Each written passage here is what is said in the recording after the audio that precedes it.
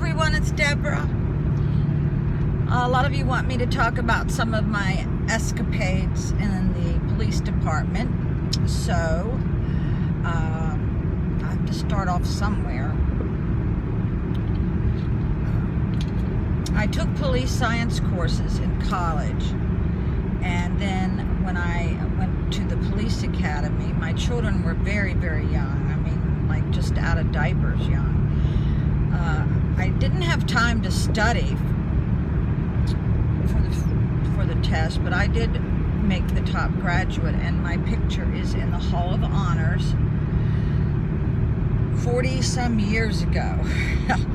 I had to go back there because my picture had yellowed so much that I had to get a copy made so that I didn't look so bad. That's when Dorothy Hamill haircut was in. Yeah, I had that haircut. But my first memory was of a cop. We heard his gun go off in the bathroom at the police station, and we didn't know what in the world happened. And this is why you must put the safety on your gun while you're pulling down your pants. You know, you don't want to shoot your toe off. Well, that was my very first memory of another cop. Then I went to work for another police station, and the sheriff kept getting drunk and rolling his police car. No joke, holy moly, no. They even had a big investigation about this. They actually booted him out of office. It's kind of hard to get rid of a sheriff because they are voted in from the community, if you know what I mean. So at that same department, one of the deputies locked himself out of the 911 control room. Now, what that means is if you had an emergency, no one would answer that phone. Now, this guy created a lot of havoc at that department, especially with me. I was happily married, you know. He had to break open through the ceiling to get through to the 911 call center, and I can't believe he didn't get fired for that, you know. But this is hometown sheriff departments. Now, I work with two brothers who were very, very nice to me, and one of them was a detective, and I was pretty good on a computer even back 40 years or 35 years ago. This was called the NCIC computer. That was the National Register of anything that was stolen or any missing people, and I knew how to operate that system. And there was a bulldozer that had been found, which they felt was stolen for a while, and they had chiseled off one of the serial numbers. Well, any daggone fool knows the numbers can only go from 0 to 9, so I actually inputted that whole serial number into that computer, and each time I would change the number that was sold off from 0 to 9, and I actually got a hit. And the detective was very, very glad that I was able to figure out to do that. Now, this was before forensics. Now, I haven't been to forensics lab, and if I had another life to live, I would definitely love to work in a forensics lab. It was, even 4 decades ago, it was like so amazing to see all the stuff that's in there. And of course I had to see a medical examiner do an autopsy. Of course, all the cops said first one who throws up has to buy everybody, you know, a 6-pack or whatever. Well, I'm the only one that didn't throw up.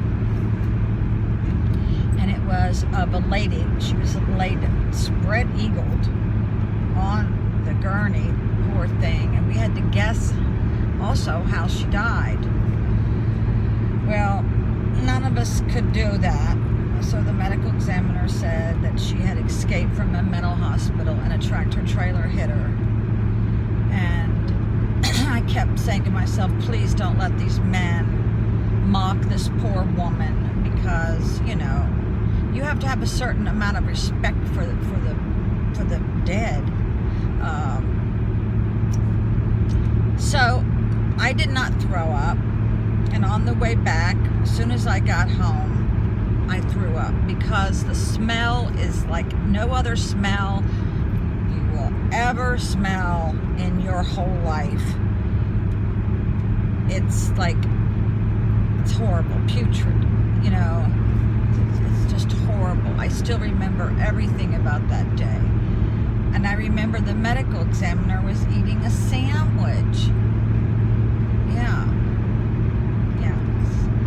And I saw how they, you know, cut open the body. They do the wide cut, and then they take out all the organs, and they, you know, send samples to the lab, and then they put everything back in a hefty trash bag and sew you back up. There you go. Let's see, what other stories? Yeah, I went undercover for a while. Best 2 weeks of my life. Oh my God. I loved it. It gave me a break from my teenage children and my husband at the time, because I just never got to do what I wanted to do. But during that two weeks of undercover, I guess I'll have to do a separate video for that. It was so much fun. Very, very dangerous, though. I had to get out of town once they started figuring out stuff. But yeah, that was a very, very exciting time for me, because you can get bored if you're in you're a mother or even a dad. If you do the same things every day, you know, life can get very boring. But I tell you what, I like my life now, because my life's always been so full of drama and everything, because I own my own business, that I love getting up and not having to worry about what's going to happen today. I already know what's going to happen today, because I am now in charge of my own life, and it's wonderful. Even my ex said, I don't know how she's going to function, you know. Well, I think I'm doing just fine. I take myself to the doctor. I take care of all my own bills. I don't have any help from my ex. And yeah, do everything myself. So, yeah, stay tuned for the undercover stuff. Yeah, thanks for watching.